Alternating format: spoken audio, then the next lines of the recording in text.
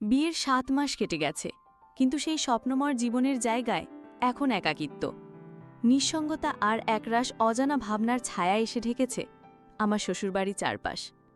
আমি জানতাম না বিয়ের অল্প কিছুদিন পরই আমার স্বামী বিদেশ চলে যাবে।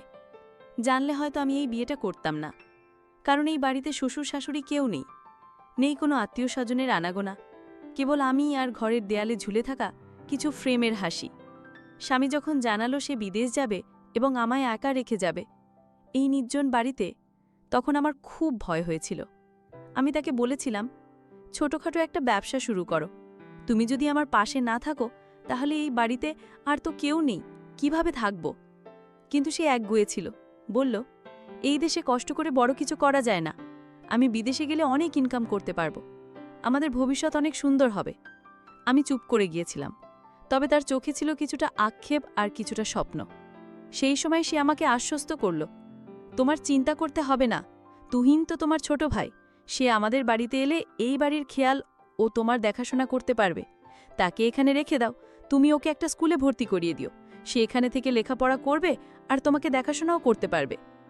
আমি প্রথমে দ্বিধায় পড়ে গিয়েছিলাম, তুহিন তো এখনও ছোট, ক্লাস 9-এ পড়ে, কিন্তু আমার মনের ভেতরে ভয় আর নিঃসঙ্গতার যে অন্ধকার, সেটা এতটাই ভারী ছিল যে শেষ পর্যন্ত আমি বাবাকে ফোন করে সব জানালাম।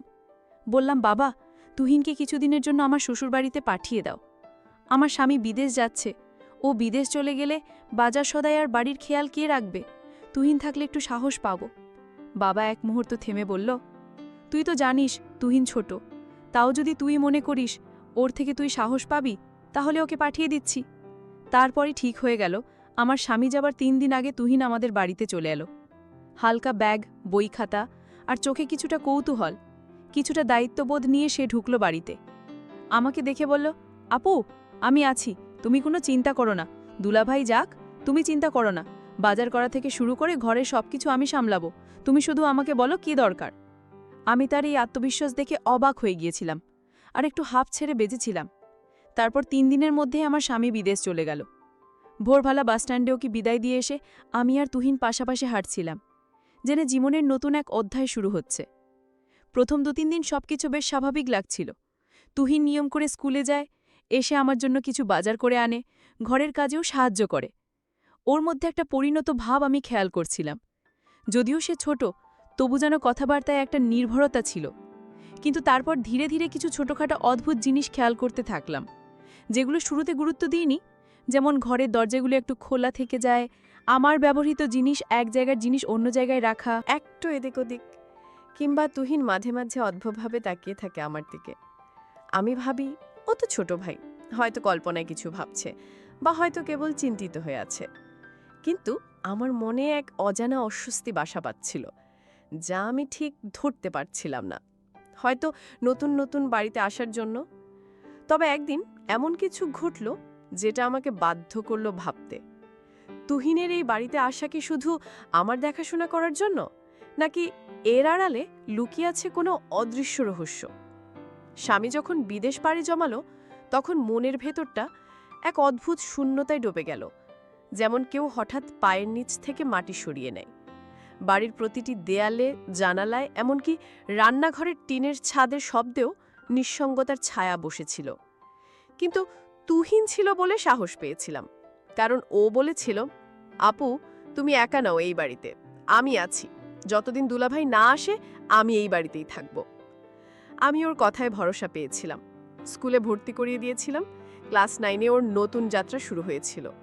দিনে স্কুল, বিকালে বাজার আর রাতে বই নিয়ে বসে পড়া, সবকিছু বেশ নিয়ম মাফিক চলছিল। কিন্তু কদিন না যেতেই একটা অদ্ভুত পরিবর্তন চোখে পড়ল। তুহিনের কথাবার্তা কেমন যেন গম্ভীর হয়ে গেল। ওর চোখে মুখে ছিল এক ধরনের অস্বস্তি, চিন্তার ছাপ। একদিন হঠাৎ সে বলল, আপু, আমি তো আসলে শুধু দুলাভাই যাওয়ার সময় তোমাকে সাহস দিতে এসেছিলাম, যাতে তোমার কোনো চিন্তা না হয়।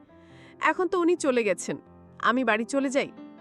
আমি থমকে গিয়ে বললাম, তুই তো নিজেই বলেছিলি যতদিন দুলাভাই আসবে না ততদিন তুই থাকবি, এই বাড়ির খেয়াল রাখাবি, এখন হঠাৎ করে চলে যেতে চাস কেন? তুহিন একটু চুপ করে রইল, তারপর বলল, আপু, সত্যি বলতে এই বাড়িটা আমার ভালো লাগছে না, কেমন যেন অস্বাভাবিক লাগে। একা একা মনে হয়, মাঝে মাঝে মনে হয় কেউ যেন তাকিয়ে আছে, বা ঘরের বাতাস ভারী হয়ে যায়। আমি ওর দিকে অবাক হয়ে তাকিয়েছিলাম। তুই কি ভয় পাচ্ছিস? তুহিন বলল, ভয় না, কিন্তু একটা অস্বস্তি হয়, যেন সবকিছু খুব নিঃশব্দ আর অচেনা হয়ে গেছে। তাছাড়া দুলাভাই তো নেই, তুমি একা আছো।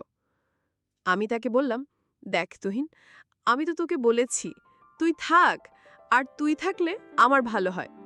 তুই যদি এই বাড়িতে না থাকিস, তাহলে এই বাড়ির দেখাশোনা কে রাখবে?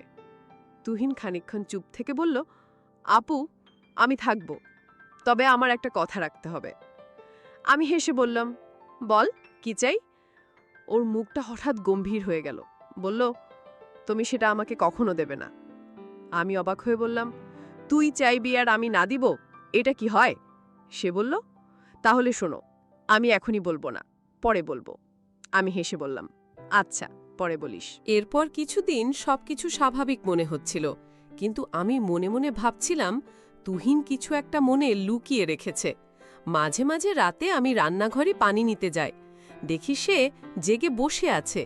আবার কখনো দেখি জানালার পাশে দাঁড়িয়ে বাইরে তাকিয়ে আছে, যদিও বাইরে তেমন কিছুই নেই। একদিন আমি জানতে চাইলাম, তুই রাতে এত জাগিস কেন? তুহিন একটু চমকে গিয়ে বলল, ঘুম আসছিল না আপু। আমি আর কিছু বলিনি, কিন্তু এরপর একটা দিন এলো যেদিন ও আমার মুখোমুখি হয়ে বসল এবং বলল, আপু, তুমি বলেছিলে আমার কথা রাখবে, তাই না? আমি বললাম, হ্যাঁ বল। ও বলল, তুমি আগে কথা দাও, রাগ করবে না।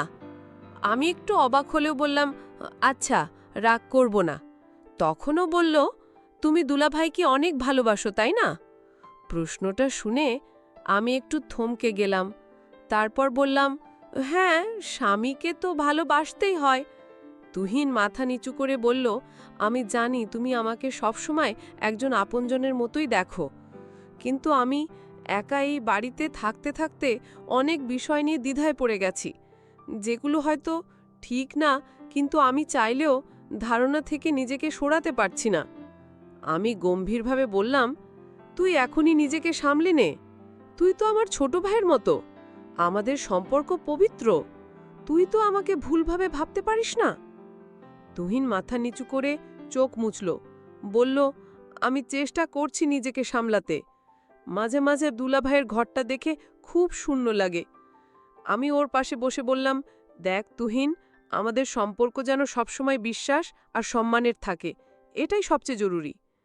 সেদিন রাতটা সে নিজের ঘরে একা কাটালো। পরদিন আমি দেখলাম সে খুব নীরব হয়ে গেছে। স্কুলে গেলেও চুপচাপ, আমার সাথেও কম কথা বলে। বুঝতে পারছিলাম ওর মধ্যে একটা মানসিক দ্বন্দ্ব চলছে, কিন্তু আমি বুঝতে পারছি না তার মানসিকতা কি। তবে একদিন হঠাৎ সে আমার সামনে একটা পুরনো চিঠি নিয়ে এলো।